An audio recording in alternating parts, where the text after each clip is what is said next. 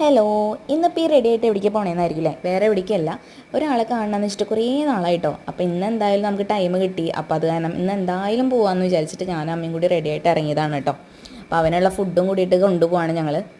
അപ്പോൾ ഞങ്ങൾ ഓട്ടോറിക്ഷ വിളിച്ചിട്ട് പോവാണ്. അപ്പോൾ വേറെ ആരും കാണാൻ വേണ്ടിയിട്ടല്ല, നമ്മുടെ അപ്പൂസിനെ കാണാൻ വേണ്ടിയിട്ടാണ്. ഞങ്ങളുടെ പട്ടിക്കുട്ടിയാണ് കേട്ടോ. അപ്പോൾ അവിടെ എത്തിയപ്പോൾ അവൻ നല്ല ഉറക്കത്തിലാണ്. എനിക്ക് തോന്നുന്നു ഈസ്റ്റർ ആയതുകൊണ്ട് ഫുഡൊക്കെ കഴിച്ചിട്ടുള്ള ക്ഷീണത്തിൽ ഉറങ്ങാണെന്ന് തോന്നുന്നു. അപ്പോൾ ആദ്യം വിളിച്ചപ്പോൾ ഒരു ഞെട്ടി എണീക്കലൊക്കെ ആയിരുന്നു. പിന്നെ അവന് മനസ്സിലായി ഞങ്ങൾ വന്നു എന്നുള്ളത്.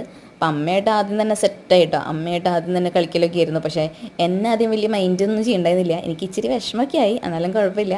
കുറച്ച് കഴിഞ്ഞപ്പോൾ ഒന്ന് ഓക്കെ ആയി. കാരണം എന്ന് വെച്ച് കഴിഞ്ഞാൽ നമ്മളൊന്ന് ഒഴിഞ്ഞൊക്കെ കൊടുത്തു കഴിഞ്ഞാൽ അവൻ സെറ്റാണ്.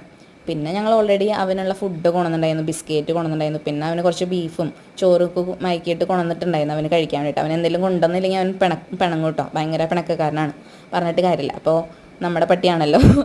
അപ്പോൾ അതൊക്കെ കൊടുത്തു കഴിഞ്ഞിട്ട് പിന്നെ കുറച്ച് നേരം ഞങ്ങൾ നടക്കാനൊക്കെ ഒന്ന് ഇറങ്ങി കേട്ടോ.